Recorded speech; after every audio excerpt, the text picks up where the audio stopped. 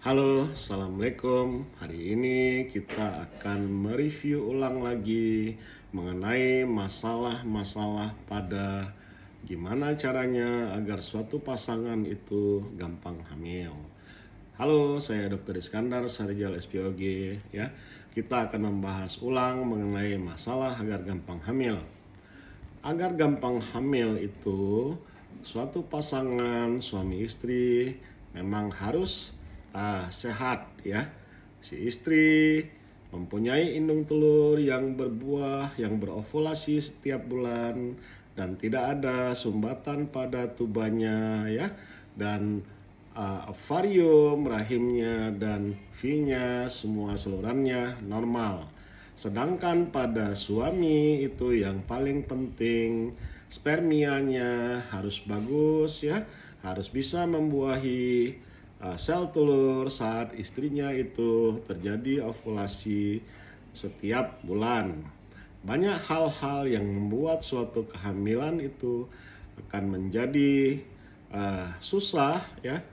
Bisa saja ada keputihan, bisa saja tubannya tersumbat, bisa saja telurnya tidak berbuah atau tidak berovulasi, bisa saja terjadi kelainan ya yang mengakibatkan telurnya tidak berbuah, misalnya pada polikistik ovarium ya.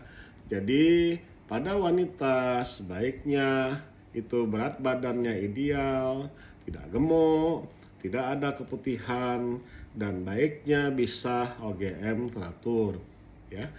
Pada laki-laki yang paling penting itu jaga kualitas spermianya, jangan merokok, jangan makan makanan yang mengandung pewarna, pengawet, bakar, panggang, setengah matang, setengah busuk ya. Baiknya pada laki-laki itu performanya itu harus bagus, harus baik ya.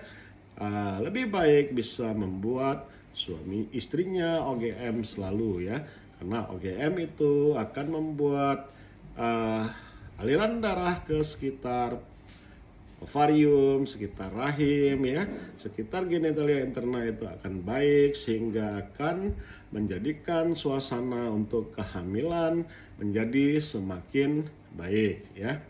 Nah, suami-suami itu memang harus jangan gemuk juga, harus olahraga teratur ya, makan yang baik, jaga stamina ya, sering-sering berendam atau berenang agar spermia dari suami itu menjadi bagus ya.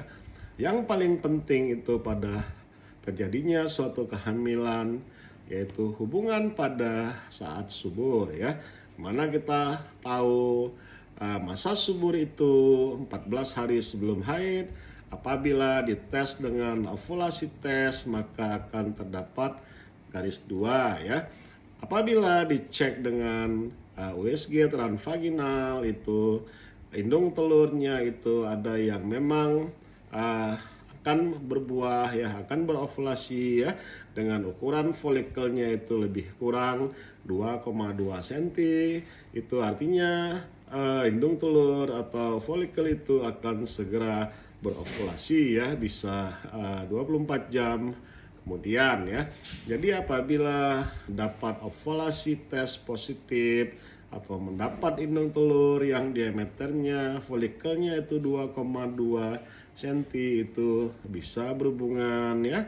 Malam sekali sebaiknya si ibu itu OGM atau orgasme ya, selang semalam sekali lagi dan selang semalam sekali lagi. Setelah itu jangan lagi berhubungan ya. Si ibu lebih baik ya tidak melakukan pekerjaan dan olahraga berat lagi, dan suaminya itu baiknya seminggu 2 kali tetap mengeluarkan cairan spermianya sendiri agar spermia itu tetap baik ya, dan tetap bisa untuk melakukan pembuahan untuk kedepannya apabila istrinya tidak hamil ya. Jadi untuk kesehatan reproduksi suami istri itu memang harus betul-betul sehat ya.